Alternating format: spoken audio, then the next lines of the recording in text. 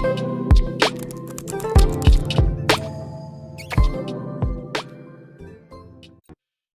Dear friends, मैं रोशन लाल शर्मा स्वागत करता हूं आपका माइंड बूस्टर चैनल पर।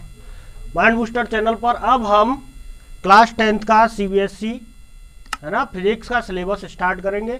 सेकंड टर्म का, और सेकंड टर्म शुरू होता है इलेक्ट्रिसिटी से। तो आज का हमारा टॉपिक रहेगा electric charge and their properties, static electricity and electric current. ठीक है, ये सब हम बातें बाद में करेंगे। उससे पहले एक बात आप याद रखेंगे, आपको मेहनत करनी है बहुत अच्छे से, और मेहनत के साथ साथ चैनल को भी भैया सब्सक्राइब करते रहो। ठीक है, तो चलिए अब शुरू करते हैं हम electric charge and their properties. Electricity का मतलब समझते हैं पहले। ठीक है, पहले इलेक्ट्रिसिटी का मतलब समझेंगे। ठीक, इलेक्ट्रिक चार्ज की बात करेंगे अभी थोड़ी देर में। उससे पहले हमें बात करनी है इलेक्ट्रिसिटी की। What is electricity? आप लोगों ने सुना होगा कि electricity is the form of energy. ठीक है, पर हम इलेक्ट्रिसिटी की दूसरी तरीके से बात करते हैं जरा। Electricity actually it is the branch, it is the branch of physics. Physics का एक ब्रांच होता है इलेक्ट्रिसिटी। इस इलेक्ट्रिसिटी के अंदर बेटा वी स्टडी अबाउट चार्ज,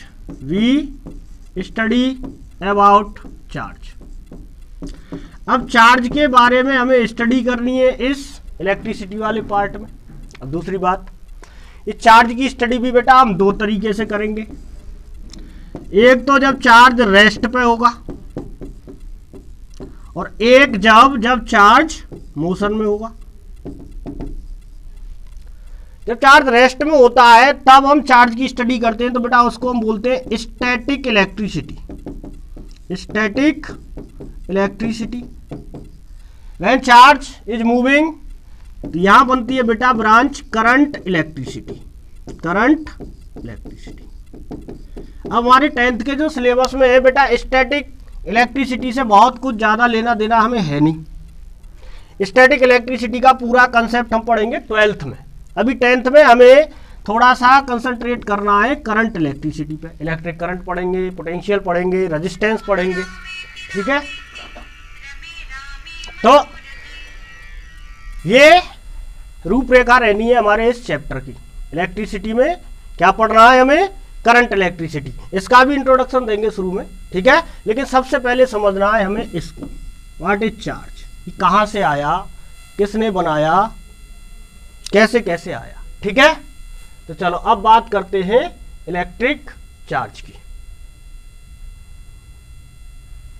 ठीक, तो बेटा इलेक्ट्रिक चार्ज के लिए सबसे पहले एक साइंटिस्ट का नाम लिखूंगा मैं, थेल्स। ये एक साइंटिस्ट थे। इन्होंने क्या किया? इन्होंने ऑब्जेक्ट को चार्ज किया। कैसे चार्ज किया? जैसे आप लोगों ने भी बचपन में किया है कि अगर हम ड्राई हेयर में कंघा घुमाएं और छोटे छोटे कागज के पीस को पास लेके जाओ उसको, तो ये कागज के पीस को अट्रैक्ट करने लगता है।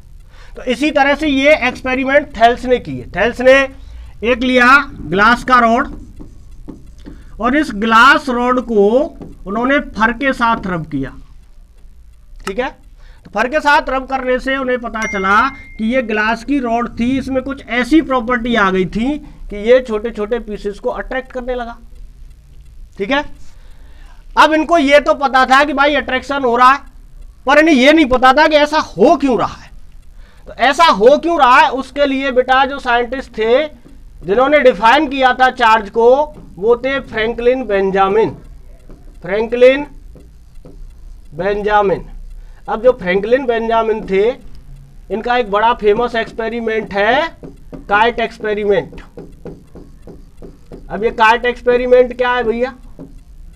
काइट एक्सपेरिमेंट क्या है? काइट एक्सपेरिमेंट कुछ नहीं है। बेंजामिन साहब थे, ये रहे बेंजामिन साहब, ये खड़े बेंजामिन साहब, और भाई ये बेंजामिन साहब अपने हाथ से एक काइट उड़ा रहे इधर हवा में। ठीक है, उन्होंने क्या किया था, इस काइट में यहाँ एक मेटल की अंगूठी बांध दी और एक अंगूठी उन्होंने अपनी उंगली में बांधे रखी थी, उंगली में लगाए रखी थी, और एक जो है अंगूठी उन्होंने इस काइट में बांध दी। तो बेटा जब ये काइट उड़ रही थी हवा में तो उन्होंने एक बड़ा अजीब फिनोमेना देखा कि इनके हाथ में ना झंझनाहट हो रही थी। जब ये काइट उड़ रही थी तो इनके हाथ में झंझनाहट हो रही थी, मतलब कुछ ऐसा हो रहा था कि यहां जब इन्होंने अंगूठी नहीं लगाई हुई थी इसमें काइट में, इन्होंने कहा कि चलो अंगूठी हटा के देखते, अंगूठी हटाई तो कोई झंझनाहट नहीं, अंगूठी बांधी तो फिर हाथ में झंझनाहट। तो ये बोले कि भाई ये जो मेटल का पीस यहाँ लगा है इसमें कहीं ना कहीं कुछ गड़बड़ हो रही है। जब ये हवा में जाता है, हवा के साथ ये फ्रिक्शन करती है, काइट घूमती है, तो कहीं ना कहीं इसमें कोई चार्ज डेवलप हो रहा है, और वो चार्ज क्या है कि इस वायर के थ्रू फ्लो होके मेरी अंगूठी तक भी आ रहा है, जिसकी वजह से मेरे हाथ में कुछ इलेक्ट्रॉन फ्लो कर रहे हैं, यहां से कुछ इलेक्ट्रॉन आते हैं निकलकर मेरे हाथ में घुस जाते हैं, जिससे मेरे हाथ में झंझनाहट सी हो रही है। तो फ्रैंकलिन बेंजामिन ने चार्ज को डिफाइन किया था। चार्ज को क्या डेफिनेशन दी गई है? चार्ज को डेफिनेशन दी गई है, इट इज द प्रॉपर्टी, सबसे पहली बात ध्यान रखोगे ये प्रॉपर्टी है, it is the property of all matters, जितने भी मैटर है सारे मैटर की प्रॉपर्टी है। अब ये जो प्रॉपर्टी है बेटा ये कैसी प्रॉपर्टी है? आप इसको फंडामेंटल प्रॉपर्टी बोल सकते हो, फंडामेंटल प्रॉपर्टी बोल सकते हो। आपकी किताब में वर्ड लिखा हुआ है intrinsic property, intrinsic property. Intrinsic का मतलब आप इंटरनल से समझ सकते हो, बेसिक से समझ सकते हो और फंडामेंटल से समझ सकते हो। कहने का मतलब मेरा ये है, जैसे आपने मास का नाम सुना है 9th क्लास में चैप्टर ग्रेविटेशन में, ठीक है, मास का नाम आपने सुना है, बिल्कुल सुना होगा। मास क्या है बेटा? मास जिस तरह से बेसिक क्वांटिटी है, मास बेसिक क्वांटिटी है। कैसे बेसिक क्वांटिटी है, कैसे डिफाइन करते हैं मास को? तो जैसे मान लो मेरे पास ये कोई बॉल है, बॉल मान लो एक, और ये बॉल बनी है प्लास्टिक की, तो बेटा ये मैटर है ना, ये ऑब्जेक्ट है बॉल। अब ये बॉल में कितना प्लास्टिक का अमाउंट कंटेन्ड है? क्या अमाउंट, कितना प्लास्टिक का अमाउंट इस बॉल में कंटेन्ड है, ये अमाउंट होता है मास। यानी कि इस बॉल का अगर हमें मास पता करना है तो हमें क्या पता करना पड़ेगा कि इसके अंदर प्लास्टिक का अमाउंट कितना है। तो मास को हम डिफाइन कर सकते हैं तो क्वांटिटी या the amount of matter contained in a body. जो बॉडी है उस बॉडी में जिस मैटर की बनी हुई है उस मैटर का कितना अमाउंट कंटेन्ड है, दिस इज मास। ठीक है, क्या आप बेटा बिना मास का ऑब्जेक्ट सोच सकते हो सकता है कोई? जैसे मान लो यही बॉल है और मैं कहता है कि भाई इस बॉल के अंदर प्लास्टिक का अमाउंट जो है वो 0 है, प्लास्टिक का अमाउंट 0 है, या मैं कहता है कि भाई ये मास 0 है, तो क्या आप इस बॉल के होने की कल्पना कर सकते हैं? अरे सर आप तो बेकार की बात कर रहे हो, ये कैसे हो सकता है? जब अमाउंट ही नहीं है, प्लास्टिक की नहीं है, बॉल बनेगी किसकी? मतलब बॉल भी एग्जिस्ट नहीं करेगी। तो बात समझ गए कि अगर मास नहीं है तो ऑब्जेक्ट का एग्जिस्टेंस भी नहीं है, यानी कि no object is possible if there is no mass. या हम दूसरे लहजे में ये कह सकते हैं कि भाई अगर मास नहीं है तो ऑब्जेक्ट भी नहीं है, यानी कि किसी भी ऑब्जेक्ट की एग्जिस्टेंस उसके मास पे डिपेंड करती है। अगर मास होगा तो ऑब्जेक्ट होगा, मास नहीं होगा तो ऑब्जेक्ट नहीं होगा, यानी कि no object can exist without mass. बात समझ में आ गई? उसी तरह से बेटा हर मैटर की प्रॉपर्टी होती है चार्ज, हर मैटर की प्रॉपर्टी होती है चार्ज। ठीक है बेटा, ये चार्ज जो है इलेक्ट्रिकल फिनोमेना के लिए रेस्पॉन्स होता है, रेस्पॉन्सिबल होता है। जैसे इलेक्ट्रिकल फिनोमेना कैसे? जैसे अट्रैक्शन, फोर्स ऑफ अट्रैक्शन के लिए रेस्पॉन्सिबल होगा, फोर्स ऑफ अट्रैक्शन, या फोर्स ऑफ रिपल्सन। ठीक है, force of attraction, force of repulsion, इन सब के लिए रेस्पॉन्सिबल होगा चार्ज। तो जितने भी इलेक्ट्रिकल फिनोमेना है उन सबको होने के लिए चार्ज का होना अति आवश्यक है, चार्ज का होना बिल्कुल बिल्कुल नेसेसरी है, 100%। अगर चार्ज नहीं होगा कोई भी इलेक्ट्रिकल फिनोमेना हम ऑब्जर्व नहीं कर पाएंगे। ठीक है, चलो, तो चार्ज की बात समझ में आई। अब बेटा इस चार्ज की हम कुछ डेफिनेशन जो हमने लिखी हुई है उनको पढ़ते हैं जरा, ठीक है। तो किताब में जो डेफिनेशन लिखी हुई है,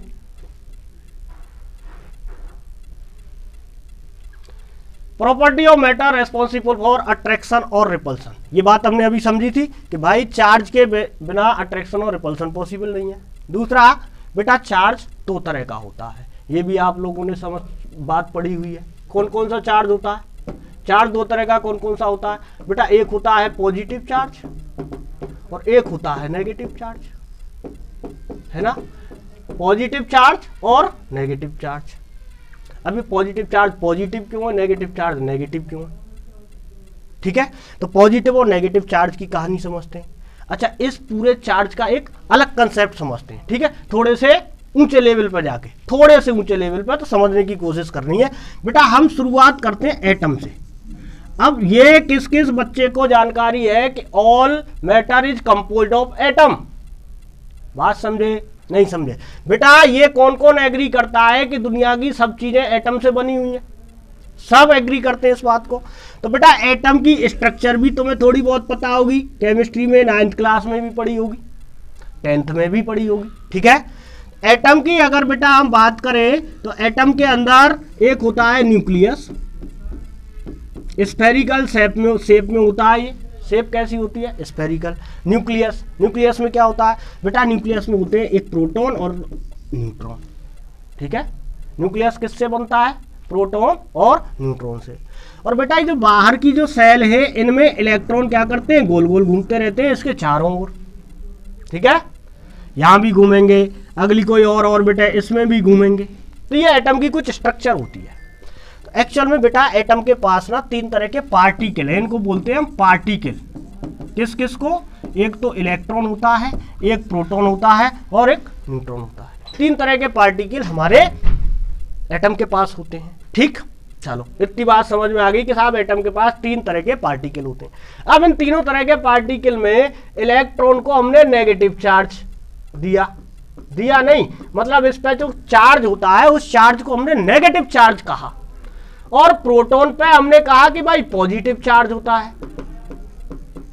ये सिर्फ कहा है, ये सिर्फ कन्वेंशनली कहा है, देखा किसी ने नहीं है। फर्जी बातें हो रही हैं हवा में। अरे इलेक्ट्रॉन किसी ने देखा भाई? मैंने तो नहीं देखा। आप लोगों ने देखा? नहीं देखा। किसी ने नहीं देखा, है ना, अभी तक किसी ने नहीं देखा। तो क्या बताओ कि इस पर नेगेटिव चार्ज है कि पॉजिटिव चार्ज है ना। तो हमारे दादा मतलब हमारे जो साइंटिस्ट थे, मैं उन्हें दादा कहता हूँ, जो फिजिक्स के साइंटिस्ट थे ना, तो मेरे तो दादा हुए ना, तो दादा कहता हूँ मैं उन्हें। तो दादा क्या बता के गए? दादा बता के गए कि भैया इलेक्ट्रॉन पे नेगेटिव चार्ज मान लो और प्रोटॉन पे पॉजिटिव चार्ज मान लो। हमने कहा दादा मान लिया, ठीक है। अब हम दादा की बातें मानते हुए आ रहे हैं। दादाजी की तो बातें माननी पड़ेंगी ना।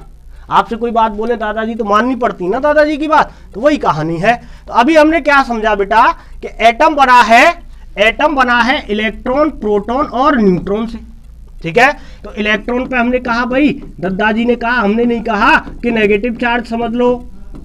प्रोटॉन पे पॉजिटिव चार्ज समझ लो, हमने कहा ठीक है दादा समझ लिया। पर न्यूट्रॉन पे बोले बेटा न्यूट्रॉन पे कोई चार्ज नहीं है, इसको हम न्यूट्रल ही कहेंगे। इसको हम न्यूट्रल का मतलब चार्ज इस पे कितना है? 0 है, या इसको हम अनचार्ज पार्टिकल भी कहते हैं। तो बेटा कोई भी जो मैटर है वो बना है चार्ज और अनचार्ज पार्टिकल से मिलके।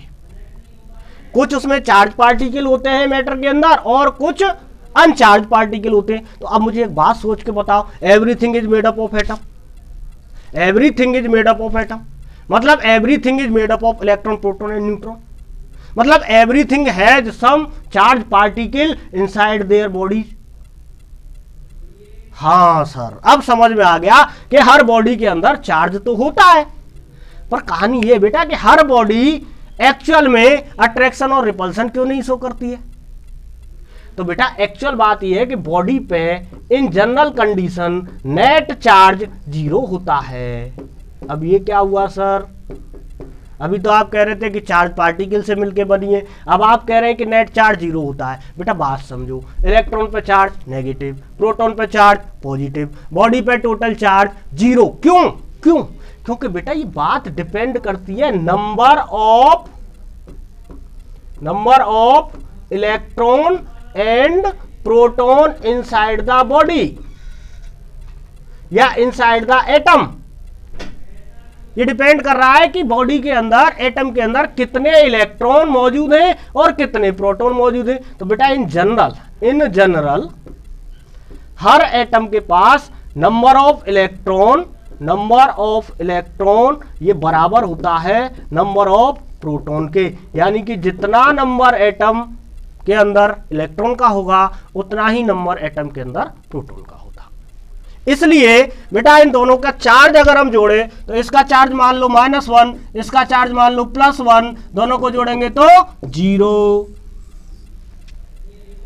ठीक है, मान लो हमारे पास 10 इलेक्ट्रॉन थे किसी एटम के अंदर, तो बेटा 10 ही प्रोटॉन होंगे उसके अंदर, 10 इलेक्ट्रॉन 10 प्रोटॉन, दोनों को जोड़ेंगे बेटा ये नेगेटिव चार्ज ये पॉजिटिव चार्ज, दोनों को जोड़ेंगे तो 10 - 10 बराबर 0। बेटा ये नेट चार्ज इसलिए 0 होता है।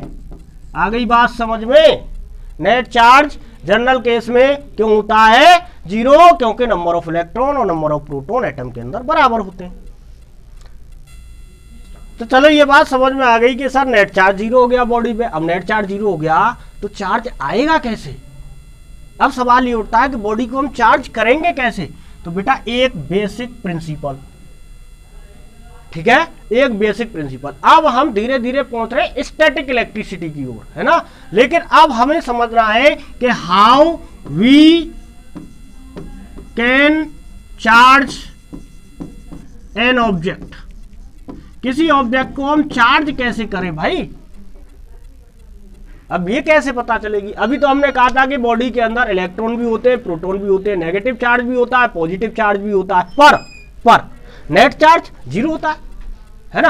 अब चार्ज कैसे कर रहा है? तो भाई देखो मेरे बच्चों बात समझो बेटा कि ये एटम था, इसके अंदर था प्रोटॉन। अभी न्यूट्रॉन को कंसीडर नहीं कर रहे, या न्यूट्रॉन भी होता है अंदर, खाली प्रोटॉन नहीं है, ठीक है। इस न्यूक्लियस के अंदर न्यूट्रॉन और प्रोटॉन दोनों होते हैं, ठीक है। चलो, और बेटा बाहर था ये इलेक्ट्रॉन भाई साहब। अच्छा, अब ये जो प्रोटॉन भाई साहब है ये तो अंदर घर में छुप के बैठे हुए हैं, इनको निकालना घर से बड़ा मुश्किल काम है ना। ये भाई साहब तो बोले हम तो अंदर ही रहेंगे, हम बाहर नहीं आएंगे। अब भैया ये बाहर आ नहीं सकते, तो फिर क्या है, हमें इस एटम को चार्ज करना है। अभी आप देखो इसके पास एक इलेक्ट्रॉन है, एक प्रोटॉन है, यानी कि एक नेगेटिव चार्ज है, एक पॉजिटिव चार्ज है। बाबूजी टोटल कितना हो गया? 0 हो गया ना। अच्छा, अब हम चाहते हैं कि भाई इस पर चार्ज आए, कुछ ये चार्ज हो। तो कैसे चार्ज हो सकता है बेटा? समझो कैसे चार्ज हो सकता है। मेरे पास सिर्फ एक तरीका है इसको चार्ज करने का, है ना। मान लो कि मैंने इसको एक इलेक्ट्रॉन और कहीं से लाके चिपका दिया इस पे। हाँ सर, ये क्या किया? इलेक्ट्रॉन चिपका दिए हैं। हाँ बिल्कुल चिपका सकते हैं बेटा। ये इलेक्ट्रॉन कहीं से कैप्चर कर सकता है, जिसको हम बोलते हैं एब्जॉर्प्शन प्रोसेस, ठीक है। ये कहीं से भी, कहीं मान लो यहाँ आसपास इसके कोई लूजली बाउंड इलेक्ट्रॉन इसको मिल गया, तो इसने क्या किया, इसके फोर्स की वजह से हो सकता है कि इसने उसको अट्रैक्ट कर लिया, एब्जॉर्ब कर लिया, तो एक इलेक्ट्रॉन इस पे आ गया। क्या हुआ बेटा? इलेक्ट्रॉन आते हुए कि इस पे एक नेगेटिव चार्ज बढ़ गया। इन दोनों ने मिला के तो 0 कर रखा था, पर नेट तो ये बच गया इस पे। मतलब ये ऑब्जेक्ट हमारा हो गया नेगेटिव चार्ज। ये एटम कैसा बन गया? ये एटम बन गया नेगेटिव चार्ज। ओहो, आई सर कहानी समझ में? कुछ आई ना। अच्छा, अब सुनो बेटा कि इसी कहानी को हम जरा ऐसे समझते हैं। जैसे मान लो ये इलेक्ट्रॉन है और ये प्रोटॉन है। अब हमने कहा कि भाई हमें इस इलेक्ट्रॉन को यहां से भगाना है, तो हमने कहा कि भाई इस इलेक्ट्रॉन से तुम जाओ भाई, तुम्हारा हमें कोई जरूरत नहीं है, अभी हमें चार्ज चाहिए, ठीक है। तो ये इलेक्ट्रॉन भाई साहब चले गए इसमें से। हाँ, कैसे चले गए सर? ये तो इनका अपना खुद का एटम था। हाँ, जा सकते हैं अगर हम इसको एनर्जी दे दें। तो ये भाई साहब क्या करेंगे? एनर्जी लेंगे, है ना, और एनर्जी लेके फिर उछलकूद वन में आएगी। अच्छा समझो क्यों आएगी उछलकूद वन में? जैसे आपकी टेंडेंसी क्या, आप घर में कब तक हो? जब तक आपको पैसा नहीं मिला। अब पापा ने आके 20 का नोट थमा दिया आपके हाथ में, 50 का नोट थमा दिया, आप घर में रुकोगे? अरे दुकान पे नहीं भागोगे। तो ये भाई साहब भी दुकान पे भाग गए।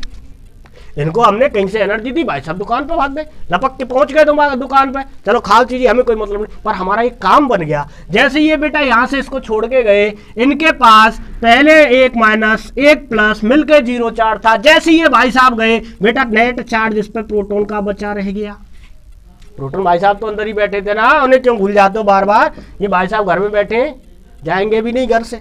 हाँ तो बेटा इसका चार्ज इस पर बचा रह गया, मतलब अब जो ऑब्जेक्ट था हमारा वो पॉजिटिव चार्ज हो गया एटम, है ना। अब हमारा एटम पॉजिटिव चार्ज हो गया। आहा, आगे कहानी समझ में, मतलब क्या हुआ बेटा, अगर आप एटम को कहीं से इलेक्ट्रॉन दे दोगे तो नेगेटिव चार्ज हो जाएगा, अगर आप एटम में से इलेक्ट्रॉन निकाल दोगे तो पॉजिटिव चार्ज हो जाएगा। तो ऑब्जेक्ट हमें चार्ज करना पड़ता है, बात समझ में आ गई।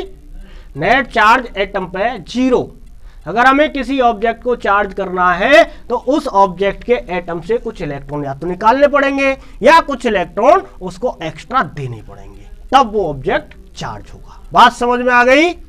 ओके, अब बढ़ते हैं जरा आगे, ठीक है।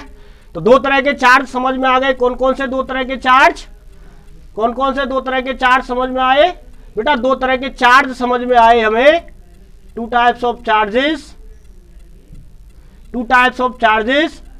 नेगेटिव चार्ज, इलेक्ट्रॉन को असाइन किया गया है नेगेटिव चार्ज। अब इसकी वैल्यू क्या है बेटा? वैल्यू है इसकी 1.6 इंटू 10⁻⁻⁻19 कूलम्ब। क्या चीज है? इसकी वैल्यू है 1.6 इंटू 10⁻⁻19 कूलम्ब। ठीक है, ठीक है, ये वैल्यू है इलेक्ट्रॉन के चार्ज की। दूसरा होता है बेटा पॉजिटिव चार्ज, इसकी भी value 1.6 into 10⁻⁻19 coulomb. What is coulomb? What is this coulomb?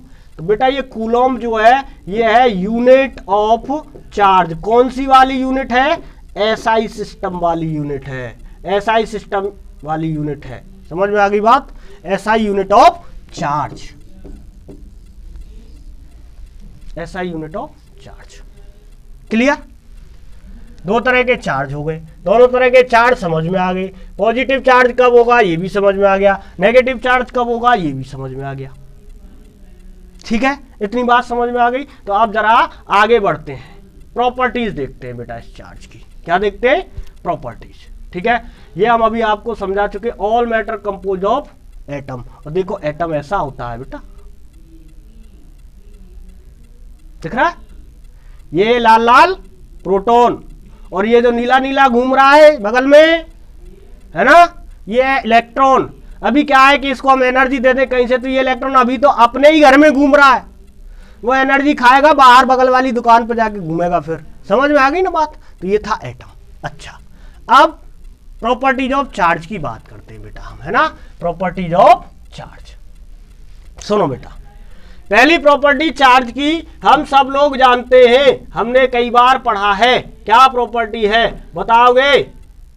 अरे बताओ भाई, बताओगे? नहीं बताओगे? चलो ऐसी है बात बेटा कि अगर ये पॉजिटिव चार्ज, ये पॉजिटिव चार्ज दोनों को पास पास ले आए, क्या करेगा? ये इसको दूर भगाएगा। अपने जैसा नहीं अच्छा लगता है ना, हाँ, इसीलिए ये इसको दूर भगाएगा। यहाँ एक नेगेटिव चार्ज, यहाँ एक नेगेटिव चार्ज, ये भी इसको दूर भगाएगा, एक जैसे हैं। अगर गलती से यहाँ पॉजिटिव चार्ज, यहाँ नेगेटिव चार्ज रखा तो बेटा ये क्या करेंगे? ये एक दूसरे के पास आ जाएंगे। मतलब ये कैसे चार्ज थे? ये दोनों सेम चार्ज थे, इनके बीच में क्या हो रहा था? दूर जा रहे थे, यानी कि रिपल्सन हो रहा था। ये कैसे चार्ज थे? अपोजिट नेचर के चार्ज थे, है ना, एक पॉजिटिव एक नेगेटिव। और अपोजिट के तो क्या हो रहा था? अट्रैक्शन हो रहा था। पहली प्रॉपर्टी समझ में आ गई क्या? कि बेटा जो एक जैसे चार्ज हैं वो तो रिपेल करेंगे और जो अपोजिट चार्ज हैं वो अट्रैक्ट करेंगे। देखो ऐसे, देखो देखो देखो जल्दी, ऐसे देखो बेटा, ये एक पॉजिटिव चार्ज, ये एक नेगेटिव चार्ज, है ना। ये दोनों चार्ज क्या हुआ? पास पास आ गए। अब ये दोनों पॉजिटिव चार्ज, है ना, ये दोनों नेगेटिव चार्ज एक दूसरे से दूर चले गए। This is attraction and repulsion. ठीक है। अभी बेटा और है चार्ज की प्रॉपर्टीज। अभी दूसरी जो प्रॉपर्टी है बेटा, ये बड़ी अच्छी प्रॉपर्टी है, इसको समझना बहुत जरूरी है, इसको समझना बहुत जरूरी है। अगर इसको नहीं समझा तो कुछ नहीं समझा, ठीक है, इसको नहीं समझा तो कुछ नहीं समझा। ये जो वर्ड है अपने आप में बड़ा फेमस वर्ड हुआ था बाद में, क्वांटाइज्ड, इसने एक अलग ब्रांच बना दी फिजिक्स की, हमें उससे कोई लेना देना नहीं, हमें तो अपने चार्ज की बात समझनी है। तो बेटा ये क्या कहता है, ये कहता है कि जैसे मान लो मेरे पास ये एक एटम था, मुझे इस एटम में से इलेक्ट्रॉन निकालने हैं।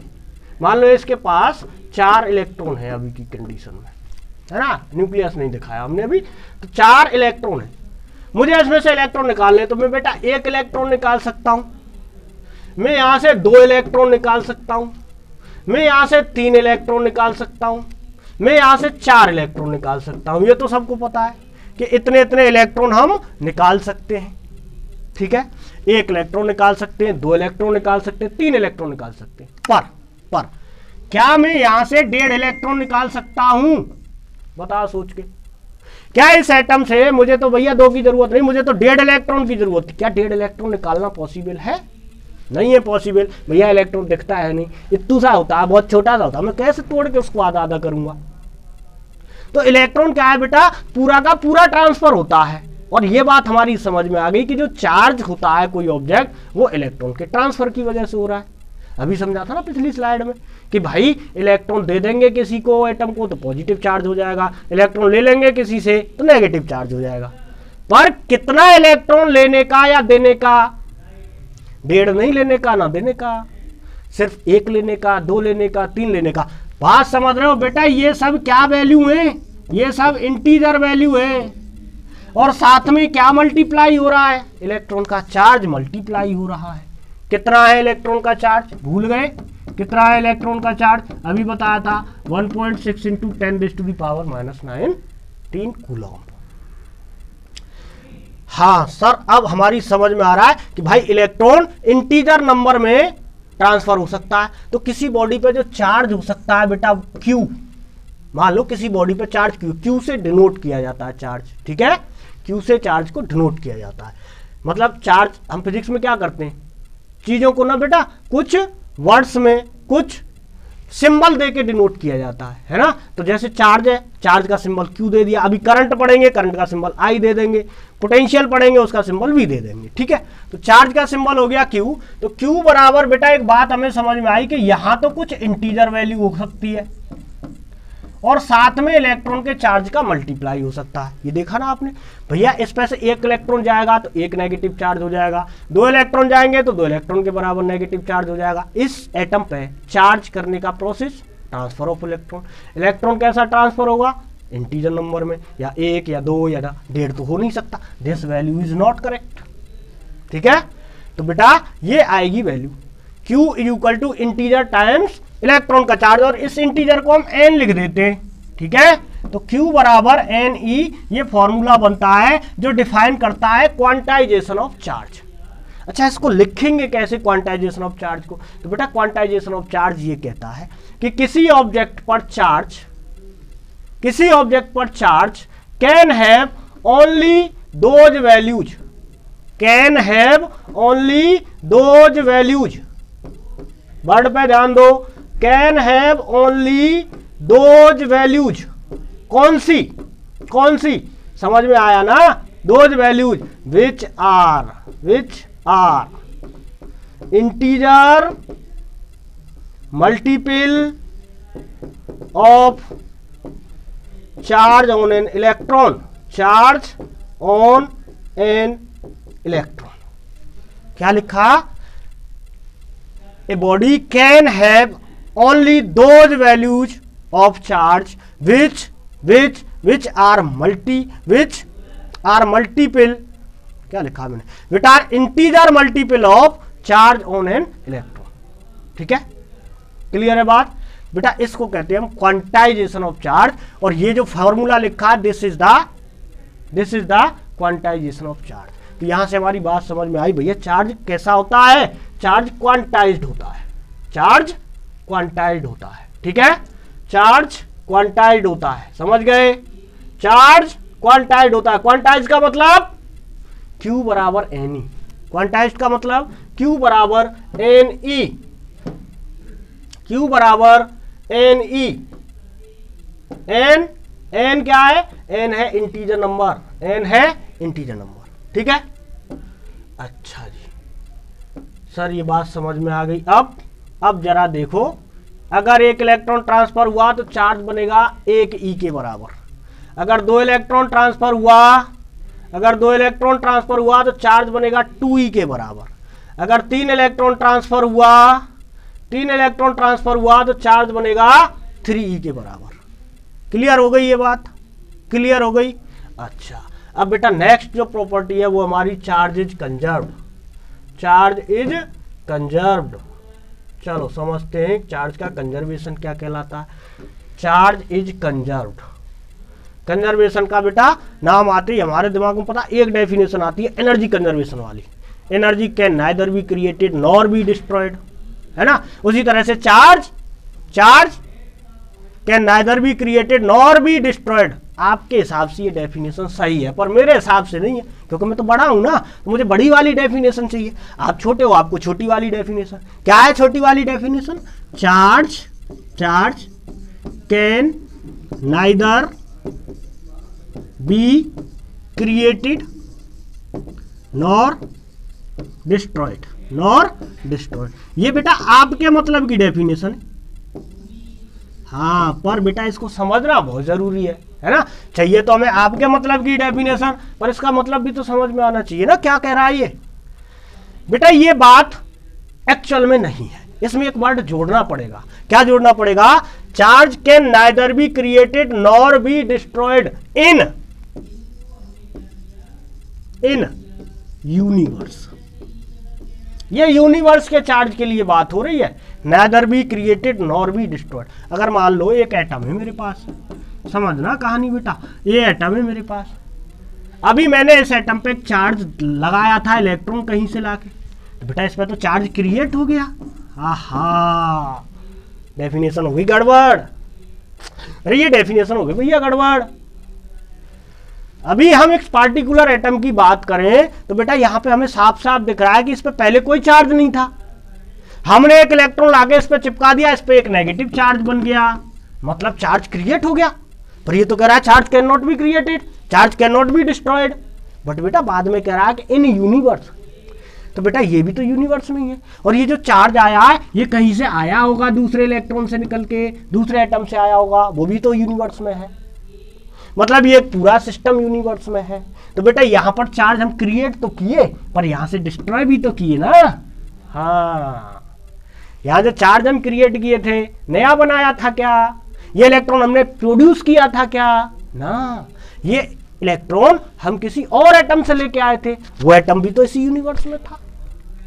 समझ रहे हो बात? बेटा यहां जो चार्ज हमने क्रिएट किया था वो एक्चुअल में हम कहीं से लाए नहीं थे, हमने कोई नया इलेक्ट्रॉन नहीं बनाए थे, है ना। ये क्रिएट और डिस्ट्रॉय करने की बात हो रही है, नया इलेक्ट्रॉन तो नहीं पैदा कर दिए हैं, नया नहीं पैदा किए हैं, जो था यूनिवर्स में उसी को उठा के एक जगह से दूसरी जगह लाए हैं।